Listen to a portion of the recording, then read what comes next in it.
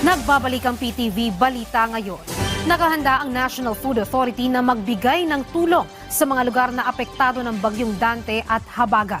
Ayon sa Malacanang, nakapaglabas na ang NFA ng 6,600 sako ng bigas sa Department of Social Welfare and Development sa Tarlac para sa mga nasalanta ng bagyo. Bukod dito, nasa 200 sako rin ng bigas ang ibinigay sa Puerto Princesa at 1,300 sa ibang LGUs. Dagdag pa ng Malacanang, walang nasirang bigas mula sa mga warehouse sa Occidental Mindoro at Valenzuela maging sa ibang lugar sa bansa. Tiniyak din ng NFA na may sapat na supply ng bigas na tatagal ng 12 araw nationwide. Sabi po ng NFA administration, super secure in terms of buffer stock ang NFA at meron po tayo enough stocks to last for 12 days. Buong Pilipinas po ay makakakain.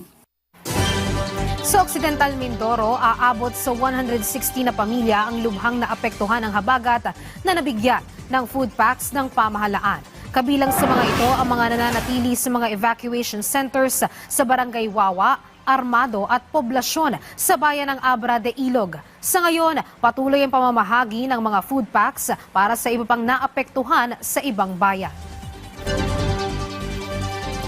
Wala nang pasok sa lahat ng antas at tanggapan ng gobyerno bukas, July 24. Kabilang dito ang Nueva Vizcaya, Ifugao, Mountain Province, Nueva Ecija, Quezon Province, Oriental Mindoro, Palawan, Marinduque, Sorsogon, Romblon, Masbate, Albay, Camarines Sur, Catanduanes, Antique, Iloilo, Pangasinan, Benguet, Tarlac, Pampanga, Bulacan, Metro Manila, Batangas, Laguna, Rizal, Cavite, Cagayan, Ilocos Norte, Ilocos Sur, Abra, Kalinga, Apayao. Exempted naman sa kanselasyon ng pasok ang mga tanggapan na may kinalaman sa disaster at emergency response.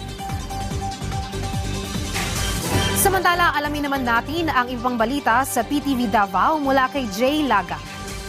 Mayong adlaw, patay ang usa ka motorista human nga nabangga sa likod nga bahin sa usa ka pedicab sa Purok Cataleya, Barangay Tiguman sa Digo City, Davao del Sur. Netong Hulyo 21 ning tuiga. Gilang driver sa pedicab nga si Rolando Reponte nga dunay pasahero nga si Jovelyn Cortez nga usa ka call center agent. Sumala sa investigasyon sa kapulisan, nihunong ang pedicab sa tunga sa kalsada aron nga mukuwag pasahero. Apan kalit na lamang kining nabanggaan sa usa ka motor. Nasayran nga ang driver sa nakabangga nga motor ana sa impluwensya sa ilim ng makahubog. Hinoon na luwas ang pasahero sa nabanggaan nga pedicab. Gi-anunsyo na sa Philippine Military Academy kon PMA ang examination centers ug guidelines alang sa Eastern Mindanao leg sa PMA Entrance Examination 2025. Nakatakda kining ipahigayon sa Hulyo 26 hangtod 27 ning tuiga. Busa giawhag sa PMA ang mga kwalipikadong kabatan-unan sa tibuok nasod kinsabot nga moserbisyo sa nasod isip miyembro sa Armed Forces of the Philippines kon AFP.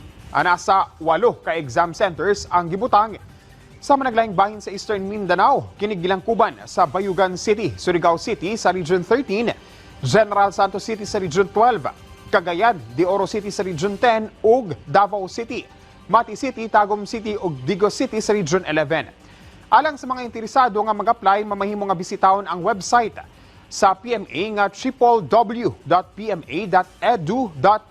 alang sa requirements o kinahanglan nga dalhon sa adlaw sa eksaminasyon. Og mo kadto ang mga nag-unang balita dinhi sa PTV Davao. Ako si Jay Laga. Mayong adlaw. Daghang salamat, Jay Laga. At yan ang mga balita sa oras na ito. Para sa ibang updates, i-follow at ilike kami sa aming social media sites sa @PTVPH. Ako si Luisa Erispe para sa Pambansang TV sa Bagong Pilipinas.